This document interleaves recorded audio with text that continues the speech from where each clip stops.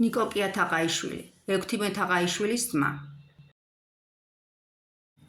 1914 წლის ნოემბერში კავკასიის ფრონტის მოსანახულებლად თბილისში ჩამოვიდა ნიკოლოზ მეორე. მას გრანდიოზული დახვედრა მოუწყვეს. ერთხელაც დავით სარაჯიშვილის ქვრივმა მისი უდიდებულესობა ფინჯან ჩაიზე დაპატიჟა საკუთარ სახლში. მეორე სართულზე მასპინძლებს შორის გურულჩაქურაში გამოწყობილი ექვთიმე თაყაიშვილის ძმა ნიკოკიაც ერია. ის დრაგუნსკი პოლკში იყო ნამსახური მეფის კარზეც და მას ვინარ შეამჩნევდა დღესაკ ჩაქურაში გამოწყებულს, ისედაც მაღალი კაცი კიდევ უფრო ტანადი ჩანდა. მან მაშინვე მიიპყრო მეფის ყურადღება, რომელმაც კითხა თუ ვისი ფორმა ეცვა მას.